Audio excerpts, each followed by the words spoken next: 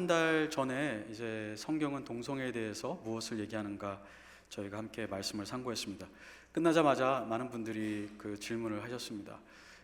그리고 제가 그때 한 달 뒤에는 교회가 그러면 동성애자들을 어떻게 대하여야 하는가를 설교하겠다고 했는데, 오늘 설교 요약에 있는 것들은 다 성도님들이 궁금해하셨던 겁니다.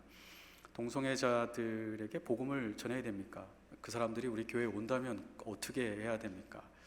교회에 환영한다는 것이 멤버십을 줘야 된다는 것입니까? 이런 질문들이 있었고요. 우리 교회 가운데 누가 혹시 동성애를 갑자기 지지하거나 자기가 동성애자라고 커밍아웃을 하면 이건 도대체 교회가 어떻게 해야 되는 겁니까? 이런 질문도 있었고요. 또 실제적인 적용들이라고 네 번째 나와 있지 않습니까? 이것들은 우리 젊은 층들이 훨씬 많이 가지고 있는 질문인데요. 다른 지역으로 이사 왔을 때 동성애를 지지하는 교회의 멤버가 될 수 있는지, 그러니까 그 교회가 모든 것 다 좋아요. 교회 목사님 설교도 좋고 복음도 열심히 전하고 프로그램도 좋고 한데 한 가지 마음에 걸리는 게 이 교회는 동성애를 인정하는 교회인데, 그럼 어떻게 해야 됩니까? 저는 이 교회 간다고 해서 동성애를 지지할 사람은 절대 아닙니다. 그래도 이것 빼고 다른 건 다 좋으니까 이 교회 멤버가 될 수 있는 것입니까? 또 하나는, 만약에 자녀가 동성애자로, 우리 교회는 그런 일이 당연히 없을 거라고 좀 믿고요. 혹이나 근데 그런 일이 생긴다면, 왜냐하면 미국 교회는 그런 일이 많거든요. 자녀들이 고등학교, 대학교, 또 심지어 나이가 먹었는데 시니어 멤버 중에 커밍아웃을 하고 이혼하고 하는 사람들이 있습니다. 그럴 때 그러면 어떻게 해야 될까요? 그 사람하고는 가족관계를 완전히 끊어야 되나요? 왜냐하면 오늘 본문에 보니까 13절에 형제라 일컬으면서 음행하거나, 이 동성연애가 음행에 들어가는 거고, 오늘 본문의 11절에 있는 음행, 탐욕, 우상숭배, 모욕, 술 취하는 게 6장에 가시면 하나님 나라를 유업으로 얻을 수 없다, 같은 죄의 범죄에 들어갑니다. 그렇게 하나님 나라에 들어갈 수 없고 바울이 내쫓으라고 했는데, 그럼 우리 집에서도 내쫓아야 되는 것인지, 그런 질문들을 가지고 있습니다. 또 이제 직장 다니는 분들은, 미국에서 직장 다니는 분들은, 대학생들도 마찬가지더라고요. 결혼을 합니다, 친구가. 그런데 그 웨딩 인버테이션이 남자 여자가 아니고 이제 남자 남자인 거죠. 여자 여자. 그런데 동료로서 이걸 안 간다고 말하자니 좀 예의가 없는 것 같고요. 평소에 좋은 관계였는데 참여하자니 굉장히 껄끄럽고 불편하고요. 어떻게 해야 되는지, 그런 것들을 오늘 성경 말씀을 통해서 원리를 우리가 발견하고자 합니다. 시간 관계상 모든 것을 다 다룰 수 없는 것을 이해해 주시기를 바랍니다. 기회가 된다면, 아니면 또 오 목사님이나 또는 새로 오는 담임 목사님께서 그것을 잘 가르쳐 주시기를 바랍니다. 교회가 동성애자들에게 어떻게 할까는 일단 교회가 뭔지 알아야겠죠. 교회는 구원받은 하나님의 백성이고 예수 그리스도의 정결한 신부이고 또 거룩한 성령님, 성령님의 이름 자체가 Holy Spirit이잖아요. 그 성령님의 템플, 성전이라고 나와 있습니다. 그러니까 교회는 근본적으로 거룩한 공동체입니다. 예수님의 보혈로 거룩하게 되었고 계속 거룩해지고 있고 거룩을 향해서 나가려는 헌신이 되어 있는 사람들의 모임, 이것이 바로 교회입니다. 근데 거룩의 뜻은 아시겠지만 분리입니다. 그렇죠? Separated, set apart. 하나님을 위해서 세상으로부터 분리된다라는 뜻이 거룩의 기본 의미거든요. 그러면 교회는 이런 동성애와 동성애자들로부터 분리가 돼야 되는데, 한편 또 생각해보면 예수님이 모든 죄인을 위해서 죽으셨습니다. 그 모든 죄인들 가운데는 당연히 동성애자들이 포함되어 있습니다. 동성애가 뭐 21세기에 생겨난 건 아니잖아요. 1세기 기원 전에도 동성애는 있었습니다. 주님께서 복음을 전하러 이 땅에 오셨을 때 그 대상자에게는 분명히 동성애자가 포함되었습니다. 그럼 어떻게 교회가 거룩이라는 본질을 지키면서 또 한편으로 주님이 오셨던 그 목적을 달성할 수 있을까? 이것이 이제 우리의 질문입니다. 첫 번째, 우리는 동성애자들에게 교회는 복음을 전해야 됩니다. 의도적으로 복음을 전해야 됩니다. 마태복음 28장 19절 우리가 읽었죠? 거기에 보면 예수님이 모든 족속으로 제자를 삼으라고 했습니다. 모든 족속에는 모든 인간 종류가 포함되어 있고요. 거기에는 모든 죄의 종류가 포함되어 있습니다. 따라서 예수님은 모든 족속으로 제자를 삼으라고 했으니 이것을 너무 인종적으로만 생각하지 마시고 모든 종류의 죄인으로도 우리가 이해해야 될 필요가 있습니다. 그렇다면 동성애자들에게도 가서, 그렇죠? 가라 그랬으니까 우리가 진취적으로 접근을 해야 된다는 겁니다. 기다리는 게 아니고요, 우연히 저의 삶의 환경 속에 떨어진 동성애자가 아니고요, 동성애자들에게 가서 복음을 전해야 됩니다. 누가복음 5장 32절에 보면 예수님께서 내가 온 것은 죄인을 불러 회개케 하러 왔다. 의인을 부르러 온 게 아니라 죄인을 불러 회개케 하러 왔다. 예수님의 목적이 있었던 거죠. 영원전에 하나님 나라에 계시다가 육체를 입고 시간과 공간 속에 들어오셔서 33년 반을 사신 목적은 한 가지, 죄인들을. 근데 거기에는 동성애자들도 포함됩니다. 이 사람들을 불러서 회개로 초청해서 회개하여 영생을 얻도록 하려고 주님이 오셨습니다. 우리가 예수님의 제자라면, 제자는 예수님을 따라가는 사람이죠. 그렇다면 우리도 예수님처럼 동성애자들을 구원으로 초대하고 불러야 할 것입니다. 읽지는 않았지만 누가복음 5장 31절에 제가 말씀드린 그 성경 구절 바로 앞에 예수님이 자기 자신을 의원, 의사라고 소개하고 있습니다. 의사의 잡은 환자를 만나는 거고 치료해 주는 겁니다. 환자 없는 의사가 실업자죠, 실업자. 환자가 와야 됩니다. 의사는 또 환자를 찾아가야 되고요. 환자 만나는 걸 두려워하면 안 되겠죠? 환자 만나는 걸 꺼려해서는 안 되겠죠? 의사는 당연히 환자를, 그 환자의 병이 무엇이든지 아무리 전염성이 강한 질병의 환자라도 의사가 가서 접촉하고 그를 치료해 주어야만 병이 나을 수가 있습니다. 우리는 병을 낫게 할 수 있는 의사는 아니죠. 우리는 의사가 누구인지 알고 있는, 한때 우리도 환자였었는데 이제 치유함을 받고 건강한 삶을 살고자 원하는 사람들이죠. 그래서 우리도, 여러분들도 어떤 질병이 있을 때 거기에 명한 이렇게 명의가 있으면 여러분들이 막 소개해 주시잖아요. 네, 마찬가지입니다. 우리 예수님의 제자들은 모든 영적인 질병의, 모든 도덕적인 병의 유일한 완전한 의사이신 예수님께 그 사람들을 인도하도록 우리가 부름을 받았습니다. 그런데 그것이 우연적인 것이 아니라 의도적이어야 된다는 것입니다. 왜냐하면 예수님도 이 땅에 오실 때 우연히 어떻게 하다 보니까 이 땅에 오신 게 아니고 영원 전부터 이 땅에 오시기로 작정하고 오셔서 우리에게 복음을 전해 주셨기 때문입니다. 고린도전서 6장 11절에는 바울이 여러 종류의 사람들, 오늘 우리가 읽은 5장 11절에 있는 죄의 리스트가 6장에 그대로 나오거든요. 그러면서 이렇게 얘기하죠. 이 사람들은 하나님의 나라를 유업으로 얻을 수 없다, 구원받을 수 없다는 것입니다. 근데 11절에 여러분 중에 몇 명은 과거에 이런 사람이었는데 현재는 복음을 통해서 죄 씻음을 받으셨고 하나님의 법정에서 의롭다함을 받으셨고 내적으로는 성령님의 역사로 거룩함을 경험하고 있습니다. 얼마나 놀라운 말이에요. 고린도 교회 안에 동성애자들이, 과거 동성애였던 사람이 고린도 교회 누군가, 아니면 사도 바울이든지 아볼로든지 누구의 그 복음 전파를 듣고 예수님을 영접한 결과 지금은 그 삶에서 떠났고 지금은 하나님이 원하시는 거룩한 삶을 살고 있다는 것입니다. 우리 하늘의 교회도 저는 이런 역사가 있기를 바랍니다. 과거에 하나님을 믿지 않아서 동성애자로 살았는데 하늘의 교회에 있는 누군가가 복음을 전한 거예요. 직장 동료일 수도 있고요, 클래스메이트일 수도 있고요, 이웃집에 사는 사람일 수도 있고요. 그래서 그 사람을 통해서 예수님을 믿고 완전히 변화되어서 하늘의 교회에서 복음의 그 테스트모니, 에비던스가 되는 그런 역사들이 이 하늘의 교회에 있으면 좋겠습니다. 여러분들 그걸 소망하셔야 돼요. 저도 이런 면에 있어서 부족함이 많이 있었습니다. 저도 뭐 난민들을 위해서 전도에도 참여해보고, 뭐 중앙아시아에 있는 사람들, 온갖 종류의 사람들의 복음을 전하기 위해서 했는데 제 삶 가운데 이 동성애자들을 위해서 한 번도 제가 적극적으로, 주도적으로 내가 어떻게 복음을 전할까라고 계획을 세운 적이 없는 것을 저도 발견하게 되었습니다. 말씀을 준비하면서 저도 하나님 앞에 회개하는 마음을 갖게 되었습니다. 우리 교회가 이 지역에 동성애자들이 있다면 그들을 위해서도 복음을 전할 수 있는 플랜과 훈련과 이런 헌신들이 있어야 된다고 믿습니다. 어떻게 동성애자들에게 복음을 전할까요? 일단 알아야죠. 알아야 복음을 전하지 모르는 사람에게 어떻게 복음을 전하겠습니까? 물론 우리가 터미널이라든지 마켓이라든지 공항이라든지 시간이 없을 때 정말 짧은 순간에 지나가는 사람에게 복음을 전하려면 어쩔 수 없이 모르는 사이라도 복음을 전해야 되겠지만, 많은 경우 복음이 실제적으로 힘있게 증거되는 것은 이 삶의 관계에서 얻어지는 걸 우리는 알 수 있습니다.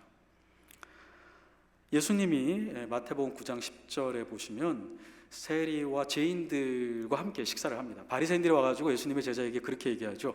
너희 선생은 어찌하여 죄인들과 함께 식사를 하느냐. 바리새인들에게 있어서 경건의 의미는 죄를 안 짓는 것뿐만 아니라 죄를 짓고 있는 사람과도 사회적으로 완전히 분리되는 겁니다. 같은 공간에 있지 않고요, 같이 숨 쉬지 않고요, 같이 접촉하지 않는 겁니다. 근데 안타깝게도 우리 그리스도인들 중에도, 저도 그런 면이 없지 않아 있었지만, 동성애자들과 사이에서 이렇게 거리적으로 완전히 사회적으로 분리되는 것이 하나님의 거룩함을 지키는 것이라는 잘못된 태도를 가지고 있는 경우도 있는 것 같습니다. 그런데 우리 주님은 오히려 세리와 죄인들과 함께 식사하시고 교제하셨습니다. 왜냐하면 그들을 불쌍히 보셨기 때문입니다. 그래서 바리새인들이 그런 말을 했을 때 예수님이 그렇게 대답하시죠. 너희는 내가 긍휼을 원하고, mercy, 자비, 긍휼을 원하고 긍휼이 없는 희생제물을 원하지 않았다는 호세아서의 말씀을 가서 배우라, 이렇게 얘기하셨습니다. 내가 이 죄인들과 함께 시간을 내고 식사하면서 교제하는 이유는 이들도 구원받아야 되는 하나님의 자녀이기 때문에, 그리고 죄 가운데 노예로 살고 있기 때문에 나는 이 영혼들을 불쌍히 여겨서 이 시간 이곳에 이렇게 하고 있다고 대답한 것입니다. 따라서 우리가 직장이나 동네나 우리의 관계 속에서 동성애자이기 때문에 식사도 하지 않고 멀리하는 것 자체는 어쩌면 우리가 죄인들을 향한 하나님의 긍휼한 마음이 없기 때문일 수도 있다는 것입니다. 성도들과만 교제하고는 살 수 없습니다. 그래서 고린도전서 5장 10절 오늘 읽은 말씀을 보십시오. 사도 바울이 9절에서 이제 이전에 쓴 편지, 성경은 아니겠죠. 고린도전서 이전에 바울이 또 편지를 쓴 겁니다. 근데 여러분, 뭐 사도들이 교회에게 이 성경만 썼다고 생각할 필요는 없습니다. 사도들이 목회를 했기 때문에 목회적인 편지를 많이 썼을 겁니다. 그런데 고린도전서 이전에 하나의 편지를 보내서 고린도 교인들에게, 여러분 그리스도인으로서 세상에서 음행을 행하는 자들, 간음하는 사람들, 성에 중독된 사람들, 동성애자들, 이런 사람들과 사귀면 안 됩니다 라고 편지를 썼더니 교인들이 당황한 거예요. 왜냐하면 음행한 사람들과 사귀지 말라 하는 것은, 그러면 세상에서 어떻게 살아가겠어요? 세상에 음행한 사람들이 한둘이 아니거든요. 비즈니스 관계에 있는 사람들, 세상에서 이 공적인 일을 하는 사람들 중에도 음행하는 사람들이 있거든요. 그래서 바울이 지금 설명하는 겁니다. 내가 의미한 건 그것이 아닙니다. 세상에 있는 사람들과 사귀지 말라는 게 아니라 11절에 어떤 형제라 일컫는 사람이, 그리스도인이라고 이렇게 자기 신앙을 고백한 사람이 음행의 삶 속에 있다면 그 사람하고 사귀지 말라는 거지, 세상에서 음행을 행하는 사람하고 완전히 사귀지 말라는 뜻은 아닙니다. 만약 그렇게 하려면 여러분이 10절에 세상 밖으로 나가야 됩니다, 불가능하다는 얘기죠. 세상 밖으로 나가서 우리가 어떻게 살겠습니까? 마틴 루터가요 16세기에 종교개혁을 하면서 이신칭의만 얘기한 게 아닙니다. 솔라 스크립투라, 성경만 얘기한 게 아니고요, 이런 얘기도 하셨더라고요. 아마 마틴 루터가 목회할 때 그 루터교 교회 안에도 성도들이 자기들끼리만 교제하려고 했던 사람들이 있었던 것 같아요. 아침에 눈 뜨고 일주일 내내 만나는 사람이 다 자기 같은 크리스찬, 넌 크리스찬을 만나지 않는 거죠. 안 만나고 싶은 거예요. 왜냐하면 불편하거든요. 생각이 다르고 삶의 형태가 다르고 갈등이 생기니까 아예 피하는 겁니다. 그럼 누구랑만 만나냐고요? 내가 믿는 거 같은 사람들만. 밥도 먹고 삶도 나누고 일도 하고. 마틴 루터가 이렇게 얘기합니다. 하나님 나라는 당신의 원수들 가운데 있어야만 합니다. 이 세상에서 적극적으로 복음을 전하려 하지 않는 사람은 그리스도의 왕국에 속하길 원하지 않는 것입니다. 그런 사람은 친구들 사이에 있기를 원하고, 그렇죠, 같은 신앙을 가진 사람이 나의 친구죠. 장미와 백합 사이에 참 보기에 아름답고요, 향기롭고요, 꽃길만 걷고 싶은 거죠. 그런 사람은 나쁜 사람들과 함께 있으려고 하지 않습니다. 그런 당신은 신성 모독자이며 그리스도를 배신하는 자입니다. 정말 무서운 말씀이에요. 마틴 루터가 당신이 그리스도인으로서 넌 크리스찬과 사귐을 갖지 않고 그런다면 당신은 신성 모독자입니다. 그리스도를 배신하는 겁니다. 만일 그리스도께서 당신이 하고 있는 것, 즉 성도와의 교제만 원했다면 누가 감히 구원받을 수 있었겠습니까? 그렇죠? 만일 예수님이 이 땅에 오셔서 천사들하고만 교제하시고 천사 수준에 이른 성도들하고만 교제하셨다면 아무도 구원받지 못했을 겁니다. 그리고 여러분과 저는 존재할 수가 없죠. 그런 사람은 존재하지 않기 때문에 아무도 전도하지 않았을 거예요. 그래서 마틴 루터가 얘기합니다. 여러분 그리스도인들은 여러분의 여러분의 크리스찬 그룹에만 있으면 안 됩니다. 여러분은 세상으로 보냄받았기 때문에 세상에 나가서 세상 사람들과 적극적으로 교제하셔야 됩니다 라고 얘기하고 있는 겁니다. 무엇을 위해서요? 복음을 전하기 위해서요. 그런데 세상 사람들과 교제할 때 주의사항이 있습니다. 우리가 누구인지를 잃어버리면 안 됩니다. 우리는 세상에 보내심을 받긴 했는데 세상에 소금으로 보냄받았고요, 세상에 빛으로 보냄을 받았습니다. 소금은 맛을 내서 짜게 하고 썩지 않게 하는 역할을 하거든요. 근데 소금이 만약 그 맛을 잃으면 예수님이 뭐라고 그랬죠? 밖에 버리워 쓸모없게 되고 사람들이 그냥 밟아버리게 된다. 우리는 세상의 빛으로 어두움을 물러가게 하는 그러한 세상의 빛으로 보냄을 받았는데요, 세상 사람들과 교제하다가 세상에 파묻히면 안 됩니다. 빛이 파묻히면 안 되죠. 아무 소용이 없습니다. 자기 안에는 빛이 있을 수 있으나 빛을 덮어버리면 아무 소용이 없는 거죠. 그럼 우리가 어떻게 소금과 빛의 정체성을 유지하면서도 세상 가운데 나가서 세상 사람들과 복음을 위해 교제할 수 있을까요? 고린도전서 10장에 보면 두 구절에 걸쳐서 21장 27절에 특히 27절에 보면 바울은 믿는 그리스도인들, 고린도 교인들이 그 고린도에 있는 믿지 않는 이방인들의 집에 초대받아서 가는 걸 금지하지 않았습니다. 그리고 식사할 때 그 음식을 묻지 말고 먹으라고 얘기하고 있습니다. 왜 묻지 말라고 했을까요? 이방인들의 음식은 대부분 우상에게 제물을 드리고 나서 제사 행위를 한 다음에 밥을 먹었거든요. 그러니까 그리스도인이 이방인 집에 초대받으면 이거 우상 숭배할 때 쓰였습니까? 안 그랬습니까? 이런 거 묻지 말고 그냥 먹으라는 거예요. 왜요? 음식은 아무것도 아니거든요, 사실은요. 음식 자체에 무슨 신비한 약한 무슨 요소가 있는 게 아닙니다.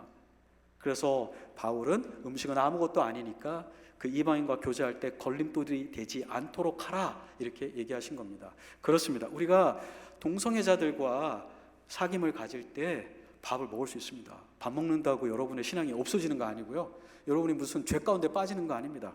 커피 마실 수 있습니다. 운동도 같이 할 수 있습니다. 음악도 같이 감상할 수 있습니다. 직장에서, 학교에서, 이웃에서 그런 걸 두려워하지 마십시오. 정말 그런데 두려워해야 될 것은 이겁니다. 21절에 보면 바울이 금지한 게 있습니다. 이방인들과 관계를 하되 이방인이 하는 제사에는 참여하지 말라. 이것은 너희가 귀신의 상에 참여함이라. 그 이방인들의 집에 가서 식사 교제를 할 수는 있으나 이방인들의 종교 행위에 참여할 수는 없다는 것입니다. 그렇습니다. 뉴트럴한 중립적인 것, 선도 아니고 악도 아닌 것은 우리가 같이 나눌 수 있습니다. 동성애자들과 정치에 대해서, 국가에 대해서, 문화에 대해서 얘기할 수 있습니다. 그런데 할 수 없는 것, 그들의 철학, 그들의 생각, 그들의 태도, 도덕적이고 동성애에 대한 것, 영적인 것에는 우리가 절대 동의할 수 없다는 것입니다. 오히려 우리의 성경적인 견해를 제시함으로써 그들에게 우리가 소금이 되도록, 그들에게 우리가 빛이 되도록 하셔야 합니다. 그런데 어떻게 우리가 소금과 빛으로 그러면 실제적으로 복음을 전할까요? 맨날 소셜 토킹만 할 수는 없잖아요. 맨날 너 어떻게 지내니? 너희 집에 강아지 잘 있니? 이것만 얘기할 수는 없잖아요. 우리가 정말 이 관계를 갖는 목적은 뭐죠? 궁극적으로는 복음을 전하기 위한 거죠. 아픈 사람에게 가서 이것저것 물어보고 의사 소개 안 해주면 어떻게 해요? 약을 줘야죠. 진짜로 복음을 전해야 되거든요, 동성애자들에게. 그럼 어떻게 할 것인가? 말하는 데 있어서 우리가 주의가 필요합니다. 골로새서 4장 6절에 보면 너희가 말을 할 때 마치 소금으로 맛을 내듯이 은혜로운 말을 하라 이렇게 얘기하고 있습니다. 은혜로운 말이 뭘까요? Gracious words. 은혜롭다는 게 뭘까요? 이 똑같은 말, 은혜, grace와 그다음에 salt, 소금이라는 것을 합쳐서 말하는 데 쓴 철학자가 있습니다. 1세기에. 예수님도 1세기 사람이시거든요. 1세기에 철학자, 플라톤 철학자 중에 플라타르크라는 사람이 있어요. 그 플라타르크라는 사람이 이 말할 때 은혜롭게 소금 치듯이 한다라는 말을 이 두 가지로 정의했습니다. 상대방이 들을 때 거부감 없이 동의할 수 있는, 그리고 또 하나는 들을 때 pleasant, 굉장히 기분이 좋아요. 우리가 한국말로 이렇게 얘기하죠. 저 사람은 말을 어떻게 이렇게 아름답게 얘기할까? 말을 참 예쁘게 한다. 무슨 뜻이죠? 예의 바르게 대화한다는 것이고요. 상냥하게 대화하고 그 사람을 배려해서 얘기해 준다는 것입니다. 이것을 할 때 상대방이 굉장히 pleasant, 기쁩니다. 그 사람하고 얘기하는 게 기분 나쁘지 않고요. 우리가 동성애자들의 그 행위가, 그리고 삶의 방향이 잘못됐다는 거 알고 있습니다. 그런데 만나자마자 You are a sinner 이렇게 얘기하는 건 아닙니다. unpleasant하죠. 이렇게 생각해 볼 수 있습니다. 동성애는 유일한 용서받아야 될 죄는 아니거든요. 여러 죄 중에 하나고요. 또 성적인 죄 중에서도 하나에 속하고요. 가장 극악무도한 죄도 아닙니다. 사실 위선, 교만, 이것이 정말 더 큰 죄에 속할 수도 있는데요. 우리 교회에 동거하는 사람이 왔다고 하겠습니다. 결혼하지 않았어요. 근데 성경적이진 않죠. 성경에 결혼하지 않고 동거하는 것은 성경적이지 않습니다. 그런데 동거하는 사람이 왔다 그래서 오자마자 죄인들이라고 얘기해서 되겠어요? 당연히 안 되죠. 죄인인 건 우리가 알고 있습니다. 그리고 그것은 언젠가 우리가 커뮤니케이션을 해야 됩니다. 그러나 온 순간부터 그렇게 얘기하는 건 아니죠. 처음에는 사람을 일단 알아가고 그들의 관심, 그들의 고통이 무엇인지 알고, 그 다음에 그들에게 복음을 전해주면서 그들의 삶에 있는 문제를 터치를 해줘야죠. 예의를 지켜서. 그렇게 성경은 믿지 않는 사람들과 얘기할 때, 골로새서 4장 6절은 믿지 않는 사람들과 얘기할 때 그렇게 얘기하라고 바울이 교훈을 준 겁니다. 동성애자들은 믿지 않는 사람들이거든요. 우리가 그 사람들에게 그렇게 얘기를 해야 됩니다. 그렇지만 또 하나 바울은 에베소서 5장 14절에 사랑 가운데에서 진리를 얘기하라 이렇게 얘기했습니다. 국리를 여기는 마음도 필요하고 사랑하는 마음도 필요한데 거기에서만 끝나면 안 됩니다. 진정한 사랑은 진리를 얘기해줘야 그게 진정한 사랑입니다. 정말 의사가 환자를 안타깝게 여기고 정말 그를 국리를 여기고 아낀다면 어떻게 해야 치료받는지를 알려주셔야 되잖아요. 정말 팔이 잘려나가는 한이 있더라도 이걸 잘라야만 산다고 얘기를 해줘야 되잖아요. 지금 치료를 늦추면 생명을 잃어버린다고 제대로 알려줘야 되잖아요. 마찬가지입니다. 우리 그리스도인들이 정말 동성애자, 친구, 직장 동료, 이웃을 주님의 마음으로 긍휼히 여기고 사랑한다면 우리도 그분들에게 진리를 얘기해야 되는데요. 여기서 진리, 에베소서 5장 14절의 진리는 lie의 반대가 아닙니다. 거짓말의 반대가 아니라 unbiblical teaching, 비성경적인 가르침에 반대되는 성경적인 가르침, 성경적인 하나님에 대한 견해, 성경적인 인생관, 성경적인 구원론, 성경적인 성에 대한 관점을 동성애자들에게 솔직하게 간절한 마음으로 얘기해 주어야 한다는 것입니다. 물론 다 기분 좋게 듣지는 않을 것입니다. 기분 나쁜 사람도 있겠죠. 그러나 그것은 그분의 책임이고요. 우리 그리스도인으로서는 우리 주님과 같이 그렇게 복음을 직접 전해야 됩니다. 제 인생에서 보니까 그 직접적으로 자기를 동성애자라고 부른 분을 제가 한 10년 전에 학교에서 만나기는 했어요. 근데 그분에게 복음을 전하지는 못하고 그분과 이렇게 성경의 해석에 대해서 토론한 적은 생각이 나네요. 제가 그때 회개하라고 말을 해줬어야 되는데 그렇게까지 못하고 토론하느라고 시간을 다 쓴 것 같아요. 저는 저뿐만 아니라 우리 모든 분들이 하늘의교회가 이렇게 동성애자들에게 찾아가서 복음을 전하고 그분들이 교회에 와서 하나님의 백성으로 살아가는 모습을 보기를 바랍니다. 자, 이제 우리가 복음을 전했습니다. 그리고 우리가 사귐을 가지고 있습니다. 그래서 그분들이 교회에 관심을 갖고 교회에 왔다고 하겠습니다. 어떻게 할까요? 당연히 그분들을 환영해 줘야 합니다. 그분들에게 따뜻하게 대해줘야 합니다. 동성애자를 마치 무슨 바이러스 돌듯이 이렇게 멀리하고 손도 터치 안 하고 그렇게 하시면 안 됩니다. 우리 주님이 모든 죄인들을 사랑하셨던 것처럼 교회에도 그런 분들을 받아주셔야 합니다. 그런데 주의사항이 있습니다. 교회는 너무 나이브해서는 안 됩니다. 특히 교회의 지도자들은, 목회자와 교회 리더들은 너무 순진하게 모든 현상들을 받아들이면 안 됩니다. 제가 이렇게 말씀드리는 이유는 제가 어떤 신문 기사에서 봤는데요. 둘 다 동성애자고요. 둘 다 이렇게 커플로 살고 있는 사람들인데 자신들을 크리스찬이라고 소개하는 사람들입니다. 이 두 사람은 Josh Canfield, Reed Kelly라는 사람입니다. 조슈아 리드. 이 두 사람이 TV에 나왔더라고요. 서바이벌 그 게임 아시죠? 이렇게 어떤 성 같은 데 가가지고 마지막까지 살아남는 그 프로그램에서 만났어요, 이 두 사람이. 근데 그 프로그램에서 첫눈에 어떻게 반한 거죠, 두 남자들이.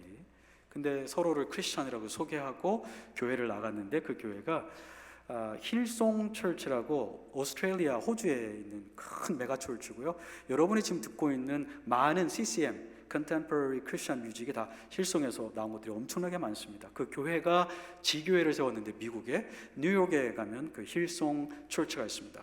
거기에 출석을 했어요. 이 두 사람이 근데 음악을 잘해서 찬양 인도를 하려고 했는데 교회에서는 금지를 했습니다. 그 교회는 동성애자들이 오는 것을 환영하지만 동성애가 성경적이진 않기 때문에 어떠한 교회의 포지션도 주지 않습니다. 그래서 찬양 인도, 싱어도 할 수 없다 이렇게 했는데 그때 마침 그 굉장히 진보주의적인 잡지에서 이 두 사람을 인터뷰한 거예요. 당신 기분 나쁘지 않습니까? 어떻게 이 교회에 계속 남아 있습니까? 이 두 사람이 자기가 이 교회에 남아 있는 이유를 이렇게 설명했습니다. We stay with this congregation in order to work for change. 우리가 이 회중과 떠나지 않고 남아 있는 이유는 이 교회를 바꾸려고 우리 남아 있습니다. 우리마저 떠나버리면 누구도 동성애를 바른 것이라고 하나님 앞에 복된 것이라고 생각하지 않을 거니까 우리가 여기 남아가지고 커플로서 얼마나 아름다운 모습을 보여주는지 선전하고 그래서 사람들의 생각을 바꾸려고 우리가 이 교회에 남아 있습니다. Work for change. 무서운 사람들이에요. 네. 동성애자들이 때로는 일부러 교회에 들어가는 경우도 있습니다. 그래서 교회가 가지고 있는 신학을 바꾸고 교회가 가지고 있는 프랙티스를 바꾸려고 그렇게 하는 거죠. 물론 우리는 그런 사람들을 교회에서 그렇게 하도록 허용할 수는 없습니다. 우리는 하나님의 거룩한 공동체이고 하나님의 뜻을 준행하는 공동체이지 이 세상에서 하고 싶은 모든 것을 허용하는 그런 사교 집단은 아닙니다. 그럼에도 불구하고 동성애자가 왔을 때 처음부터 무턱대고 그 사람들을 그런 시각으로 볼 필요는 없습니다. 우리 교회 리더들이 그 사람들과 교제하면서 그 사람들의 진위성을 충분히 파악할 수 있다고 저는 생각합니다. 그런데 이 동성애자들 중에 회심하는 경우는 어떻게 할까요? 회심했다고 믿는 거죠. 그래서 교회에다가 자기의 신앙을 고백하고 침례를 달라고 이 교회 멤버가 되고 싶다고 요청할 때가 있습니다. 바로 줘야 될까요? 그렇지 않습니다. 오늘 성경 본문을 보십시오. 11절에 이제 내가 너희에게 쓴 것은 만일 어떤 형제라 일컫는 자가 음행하거나 탐욕하거나 우상 숭배를 하거든. 어떤 형제라는 사람이에요. 그리스도인이에요. 근데 6장에 보십시오. 10절 도덕이나 도적이나 탐욕을 부리는 자나 술 취하는 자나 모욕하는 자나 속여 빼앗는 자들. 그리고 9절에 보면 우상 숭배, 간음, 남색하는 자, 동성연애하는 사람이죠. 10절에 보면 하나님의 나라를 유업으로 받지 못하리니. 자, 이름은 그리스도인인데 뭐가 없어요? 영생이 없는 거죠. 그리스도인의 멤버십을 가지고 있는데 하나님 나라에 들어갈 수 없는 사람이 있다는 것입니다. 이런 일이 있으면 안 되지만 교회에 이런 일이 있을 수 있다는 것입니다. 교회에 있을 수 있어요. 교회 역사에 이런 사람들 많이 있었습니다. 신앙을 고백하고 침례받았고 교회 멤버십을 가졌지만 사실은 중생하지 않았던 거죠. 그래서 예수님도 누가복음 6장 44절에 보면 열매로 나무를 알지니 그렇게 얘기하셨어요. 네. 진짜인지 가짜인지는 열매를 보고 알 수 있습니다. 그래서 1656년 영국 침례교인들이 썰머셋 지방에 있는 침례교인들이 모여서 신앙 고백을 하면서 교회 멤버십은 이렇게 허용돼야 된다고 고백했습니다. 한번 보여주시기 바랍니다. 누군가를 교회에 허입할 때 교회와 사역자들, 목회자들이죠. 멤버십을 신청한 사람의 삶을 신중하게 살펴보고 중생에 분명한 열매가 있을 때에만 멤버십을 주어야 한다. 이렇게 얘기했습니다. 신앙을 고백한다고 아무에게나 아무 것이나 허용하는 것은 아닙니다. 교회는 교회로서의 책임이 있습니다. 정말 이 그리스도의 몸에 들어오게 합당한지를 분별할 필요가 있습니다. 그렇지 않고 받아들였기 때문에 교회 안에 이름은 그리스도인이지만 하나님 나라의 구성원이 되지 못하는 사람들이 있는 것입니다. 물론 우리가 아무리 조심한다 할지라도 이런 사람은 있을 수밖에 없습니다. 그러니 고린도 교회에도 이런 문제가 있던 거죠. 그럼에도 불구하고 우리 스스로가 조심하지 않는 것은 하나님 말씀에 충실한 것이 아닙니다. 어떻게 해야 될까요? 디도서 2장 11절과 13절 한번 보여주시겠어요? 디도서 2장 11절과 13절. 모든 사람에게 하나님의 구원의 은혜가 나타났습니다. 그 은혜는 우리를 교육하여, 영어 성경에는 education으로 되어 있지만 다른 영어 성경에는 disciplining 이렇게 되어 있습니다. disciplining 아니면 chastising. disciplining 하면 훈련하고 징계라는 의미도 포함되죠. chastisement은 그야 말 그대로 징벌하는 겁니다. 하나님의 은혜가 구원받는 사람에게 나타났는데요, 그 하나님의 은혜가 우리가 하고 싶은 대로 놔두는 게 아니고요, 우리를 트레이닝을 시키세요. 훈련을. 근데 그 훈련 과정 중에 하나님의 은혜가 또 하는 게 뭐냐면 우리를 징계하시기도 하세요. 하나님의 은혜가. 그래서 그 결과 어떻게 되죠? 경건하지 않은 게 사라지고요, 속된 정욕이 버려지고요, 이 세상에서 신중하고 의롭고 경건하게 살게 됩니다. 무엇이 그렇게 우리를 만든다고요? 하나님의 구원의 은혜가. 하나님의 구원의 은혜가 우리를 동성애로 이끄는 것이 아니고요, 하나님의 구원의 은혜가 우리를 단련시키고 훈련시켜서 세상의 정욕을 버리게 만드는 겁니다. 그래서 우리는 내가 구원받았습니다라고 얘기하는 사람에게 그 구원의 삶의 열매가 있는지 살펴보아야 한다는 것입니다. 물론 신약 성경에 구원받자마자, 신앙을 고백하자마자 침례를 준 경우들이 많이 있습니다. 사도행전 2장에 고넬료 집안의 빌립보 성의 간수에게도, 그 에디오피아에서 왔던 네시에게도 그렇게 했습니다. 그런데 신약 성경과 우리의 상황은 좀 다릅니다. 신약 성경에서 그렇게 즉각적으로 침례받았던 사람은 다 구약의 하나님을 믿는, 빌립보에 있는 간수장이 빼고는 다 구약 성경을 알고 있었고 메시아를 기다리고 있었고 하나님을 한 번으로 믿고 있던 사람들이었습니다. 그들이 중생할 때에 중생의 분명한 증거가 있었기 때문에 사도들은 거기서 그 자리에서 침례를 주었던 것입니다. 빌립보 성에 있던 그 간수의 경우는 자기가 자살을 하려고까지 생각했다가 복음을 듣고 구원받은 사람입니다. 자살을 하려다가 새로운 삶을 얻은 사람이 그 기쁜 그것보다 더 분명한 중생의 증거가 어디 있겠습니까? 그러나 오늘날에는 도시도 크고 사람들도 많이 왔다 갔다 하고요, 누군가 우리 교회에 와서 내가 중생했습니다 얘기하더라도 우리 그 사람의 영적인 상태를 그렇게 잘 알지 못합니다. 그래서 교회는 그러한 신앙 고백이 진정한 것인가를 확인할 필요가 있습니다. 그것이 확인이 되었으면 우리는 바로 제자 훈련에 들어가야 됩니다. 특별히 이 동성애자들을 제자 훈련할 때는 교회 외부에 있는 하나님 나라의 기관들의 도움도 받아야 됩니다. 마치 마약에 중독되었다가 예수님 믿는 사람들을 제자 훈련할 때 우리가 그 마약을 전문적으로 그 문제를 연구했던 기독교 사역자들의 도움을 받거든요. 마찬가지로 동성애도 아주 특정한 형태의 문제들과 고민들을 안고 있기 때문에 개교회가 다 해결할 수 있는 것은 아닙니다. 그때 이런 사람들을 훈련시킬 때에는 교회 밖에 있는 전문 기독교 사역자들의 도움을 받을 필요가 있습니다. 그렇지만 그것은 어디까지나 보조적인 것입니다. 하나님 나라에서 가장 중요한 하나님 나라의 이 원천은 지역 교회입니다. 우리 지역 교회에 우리가 동성연애에 대해서, 동성애에 대해서 전문가나 의사는 아니라 하더라도 기본적으로 우리는 절대 진리인 성경 말씀을 믿고 실천하는 그리스도인이고 성령님이 우리 안에 거하시기 때문에 과거에 동성애자였다가 이제 신앙을 막 시작하려는 사람들의 유혹에 대해서 우리가 격려해서 그 유혹에서 멀어지게 할 수 있고요, 또 우리가 중보기도해 줌으로써 그들이 더 주님을 의지하게 힘을 복돋아 줄 수 있습니다. 그래서 교회의 제자 훈련이 가장 중요합니다. 근데 이때 우리 성도님들이 오해하시면 안 되는 게 있습니다. 사람이 구원받았다고 해서 한순간에 변하지 않습니다. 그렇죠? 저도 계속 변해야 되고요. 누군가에게 제가 이렇게 물어봤습니다. 당신이 생각할 때 제가 영원토록 안 변했으면 좋겠습니까? No way. You should change better. 더 좋게 변해야 돼요, 목사님. 그 무슨 말이에요? 부족한 게 많거든요. 동성애자였던 분이 예수 그리스도를 믿고 죄사함 받았다 하더라도 하루아침에 모든 감정적인 것까지 다 변하지는 않습니다. 다시 말씀드리면 같은 성에 이끌리는 유혹이 있을 수 있다는 겁니다. 그런 유혹 때문에 이렇게 고민하고 스트럭을 할 수 있습니다. 때로는 넘어질 수도 있어요.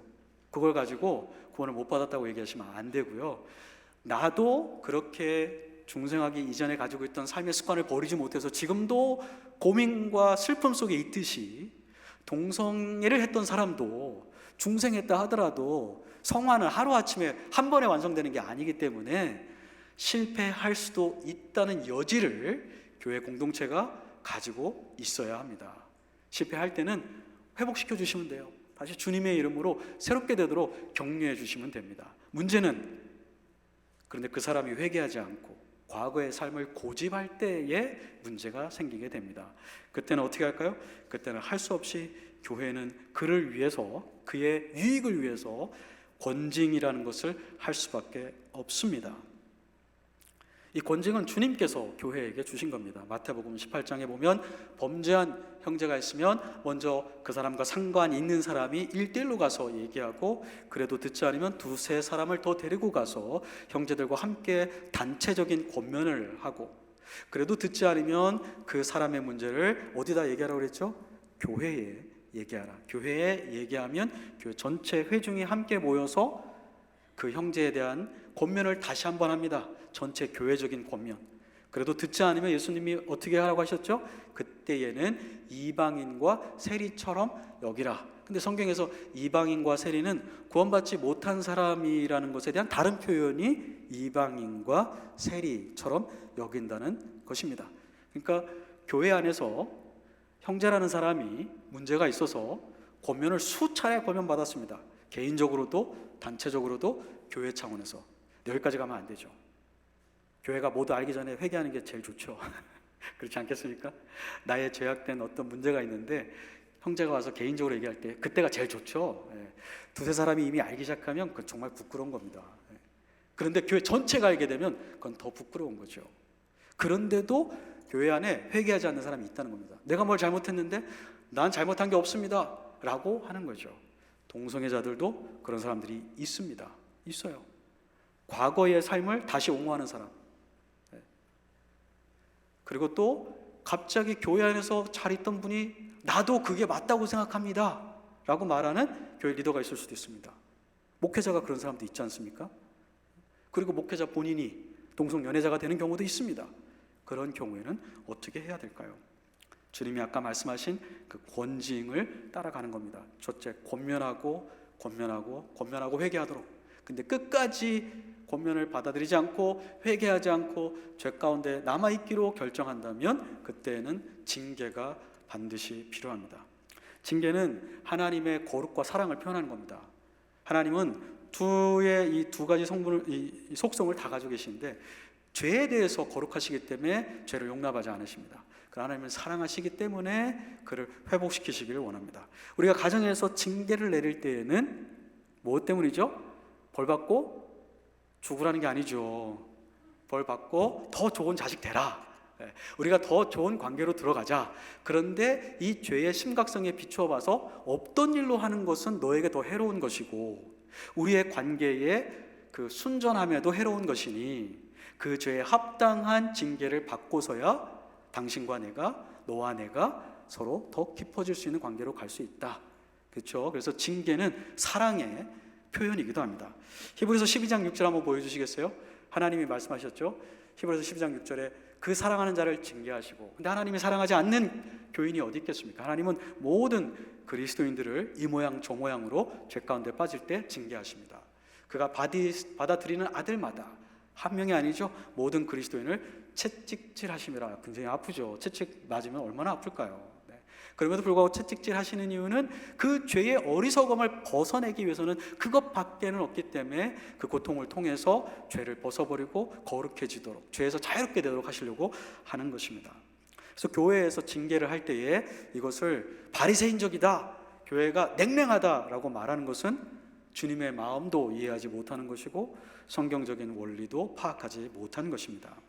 그럼 어떤 것을 징계할 것인가? 모든 죄를 징계해야 되나요?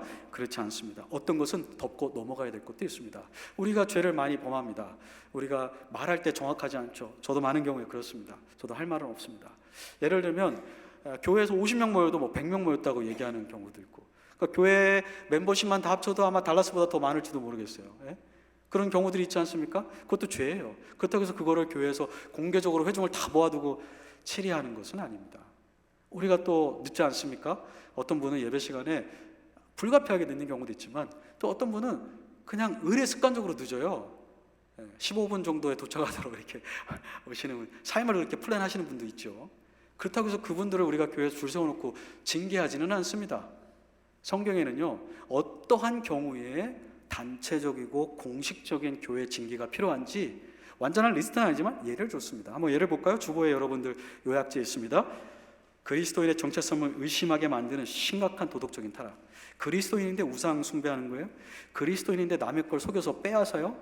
그리스도인인데 동성애를 하고 있어요? 심각하게 그리스도인의 정체성을 의심하게 만드는 것입니다. 두 번째로는 기독교 교리를 근본적으로 부인하는 사람이 있습니다. 이신칭의 부활을 부인한다든지 하나님의 심판을 부인한다든지 예수님이 성육신을 입고 이 땅에 오신 것, 하나님이 창조하신 것, 이런 것들을 믿지 않는 경우에는 교회는 징계를 했습니다. 디도서 3장 10절에 보면 교회를 분리시키는 중상모략, 우리가 다 불평합니다. 저도 불평이 안 나오면 좋겠지만 나올 때가 있습니다. 회개해야죠. 근데 어떤 불평은 개인적으로 끝나는 것이 아니라 그것 때문에 교회가 완전히 그룹이 나누어질 때 교회는 그런 죄에 대해서는 공식적이고 단체적으로 징계하도록 우리에게 말씀하고 있습니다. 또 하나는 디모데전서 5장 8절에 보니까요, 자기 친족들 그리고 자기 가족의 필요를 채워주지 않는 사람, 일하지 않는 아빠, 교회에서 징계받습니다. 단체적으로 열심히 일하셔야 돼요. 진짜예요. 자기 가족의 필요를 돌보지 않으면 바울이 뭐라고 그랬어요? 불신자보다 더 악하다. 구원받지 못한 사람이나 그렇게 사는 거지, 구원받은 사람은 그럼 어머니 일 안 해도 되냐? 아니, 그것도 어머니 필요하면 지금 제 아내도 일하거든요. 제가 이렇게 실직이 돼가지고 저도 제 일을 하고 있지만 저 갖고는 안 되거든요. 그렇지만 기본적으로는 아버지들 놀면 안 돼요. 우리 아버지들 뭐 내가 원하는 잡이 아니다, 그래도 해야 될 때는 해야 돼요. 근데 성경은요, 참 여러 방면에서 우리가 그리스도인인가 아닌가에 대한 관심이 굉장히 많습니다. 우리 부모님에게 필요한 걸 공급하지 않는 자녀, 교회는 징계합니다. 교회 징계예요. 교회는 교회가 이런 데인지 모르고 내가 교회에 교인이 됐는데요. 늦었습니다. 여러분이 하늘교회 교인이 되시지 않았어요? 부모님께 필요한 거 잘 공급해 주세요. 형제자매가 지금 재정적으로 어려워서 좀 망하게 생겼는데 나 몰라라 하시잖아요? 징계 대상이 돼요. 단체적으로, 공식적으로. 그런데 동성애가 그렇습니다. 특별히 동성애가 복음에 대한 완전한 반대거든요. 복음이 뭡니까? 예수 그리스도를 통해서 죄를 회개받고 하나님의 자녀가 된다는 건데, 동성애는 하나님의 창조계획에 반대하고 하나님이 금지한 걸 행하면서도 죄가 아니라고, 복된 길이라고 얘기하기 때문에 복음을 완전히 적대화하는 거기 때문에 동성애를 지지하거나 동성애를 행하는 사람을 교회에서 묵과할 수 없습니다. 묵과할 경우에 이런 결과가 생겨납니다. 요한계시록 22장 20절에 보면요, 주님께서 두아디라 교회를 책망하시는데, 두아디라 교회를 책망하신 이유가 이겁니다. 이세벨이라는 여자 선지자, 거짓 선지자예요. 교회에 왔어요. 근데 그 사람이 사람들을 꼬셔가지고 음행을 행하게 했습니다. 그것이 영적이든 육체적인 거든 신학자마다 차이는 있겠지만 우리에게 교훈은 똑같습니다. 그런데 교회가 그것을 치리하지 못하고 그냥 놔뒀어요. 그래서 많은 사람들이 거기에 넘어갔어요. 주님이 이렇게 얘기하십니다. 이제 내가 심판하겠다. 내가 시간을 줬다. 거기에 보면 시간을 줬다는 말이 나와요. 회개하도록 권면을 하셨다는 거죠. 성령님을 통해서, 교회를 통해서 계속 권면을 하고 있는데도 안 했어요. 그 시간이 어떻게 되죠? Time's up. 우리가 뭐 할 때 Time's up 하면 이제 끝나는 거죠. 그 전까지는 회개의 기회를 주셨는데 이제 그 기회를 넘어가면 하나님의 심판이 임하는 건데, 교회에도 하나님이 정한 시간이 있습니다. 큰 죄악을 범하고 교회가 계속 권면하는데도 듣지 않으면 시간이 점점점 업되는 거예요. 하나님이 정한 시간이 되면 하나님이 징계를 시작하시는데 보통 교회를 통해서 그렇게 하십니다. 이런 심각한 죄를 지지하거나 실행하는 사람을 교회 안에서 예수님의 사랑이라는 이름으로 놔두는 것은 사랑이 아니라 그 영혼을 죽이는 겁니다. 제 가운데 더 있도록 하는 것이고 복음을 완전히 왜곡되게 선전하는 것입니다. 그럼 어떻게 할 것인가? 친회할 때 오늘 읽은 본문에 있습니다. 특별히 11절에 보니까요, 형제라 일컫는 자, 이름만, 무늬만 가지고 있는 사람, 그런 사람에 대해서는 사귀지도 말라, 이렇게 얘기했습니다. 오늘 여기 있는 죄만 얘기하는 건 아닙니다.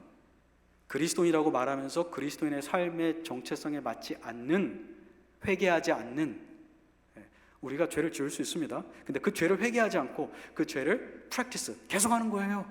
회개하라고 하는데 회개하지 않고, 중재하라고 하는데 중재 않고 계속 할 경우에는 그리스도인이 아니라고 성경은, 원래 그리스도인인 적이 없었다라고 성경은 얘기하고 있는 겁니다. 그래서 그런 사람은 사귀지 말라. 사귀지 말라고 했는데 아까 말씀드렸잖아요.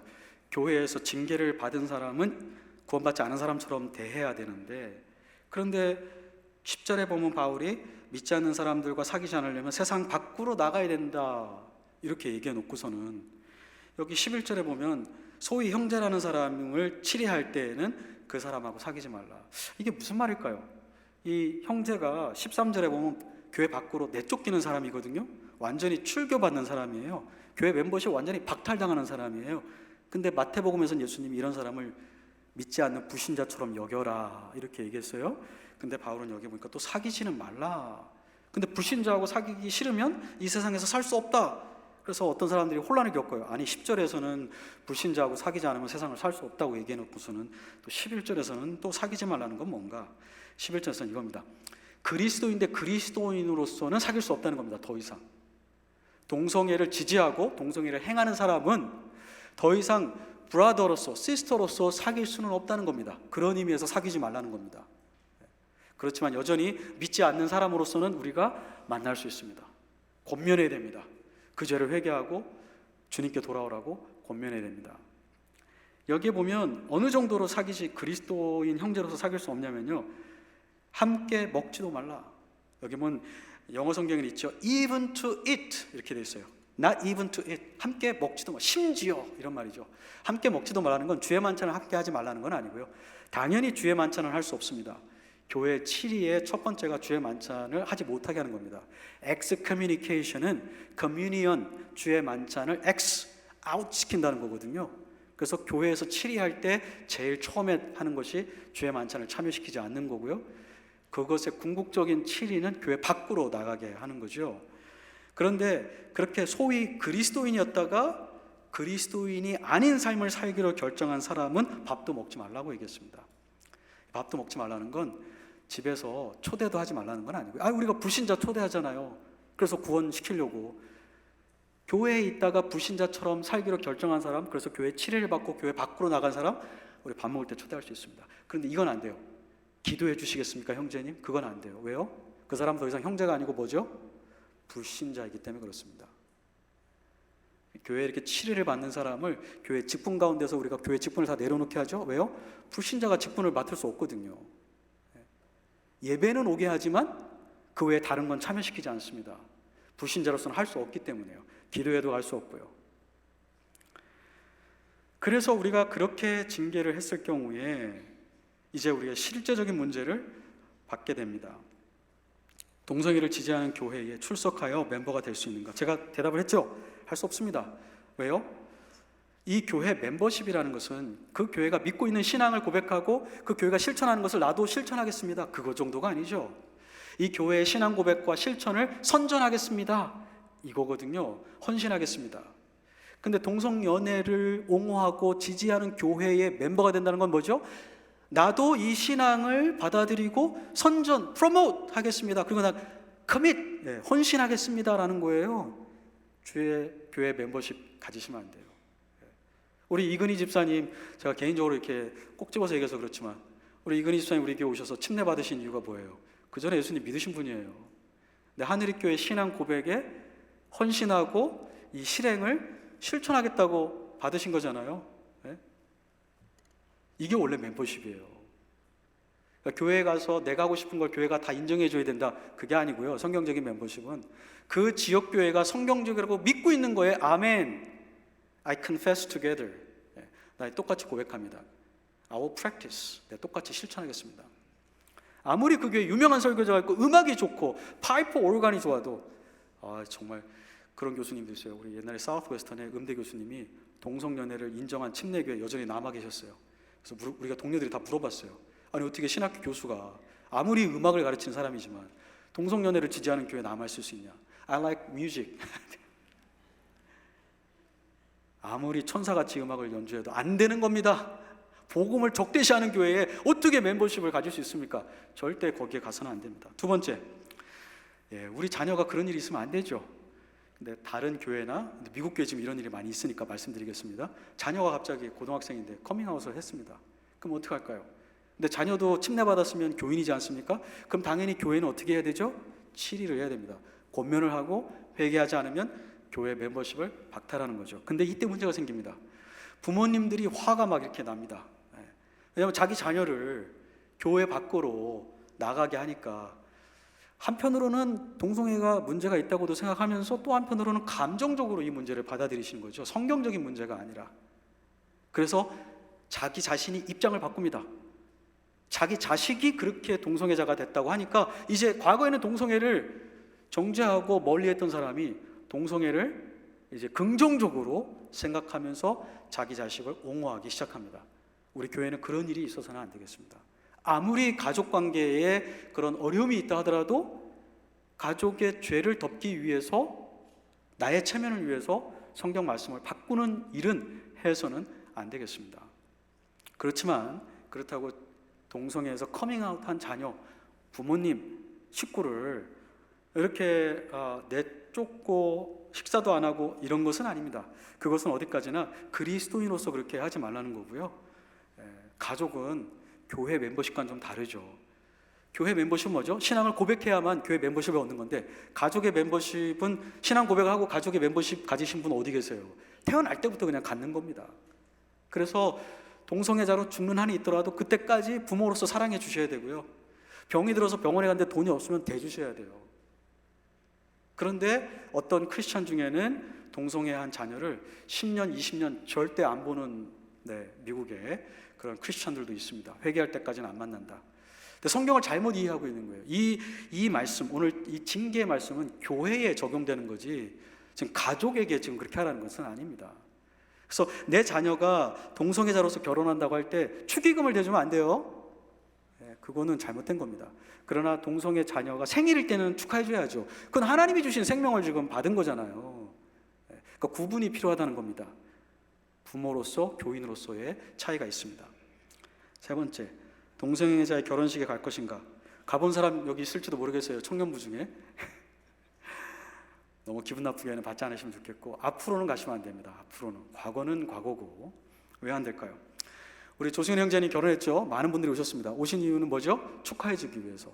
두 번째는 법적으로 증인입니다. 우리가 그 결혼의 증인들.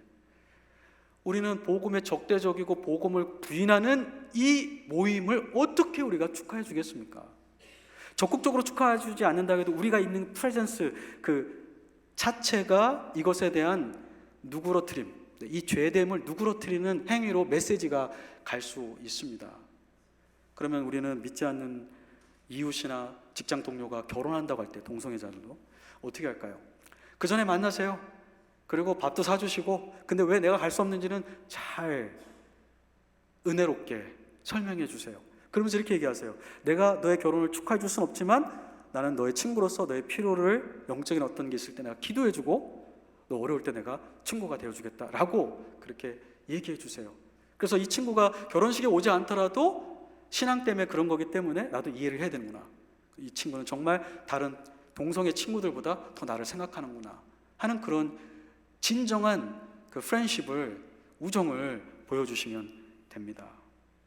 결론입니다. 교회는 하나님의 사랑을 가지고 있고 하나님의 거룩을 또 반영해야 됩니다. 하나님이 그런 분이실까요?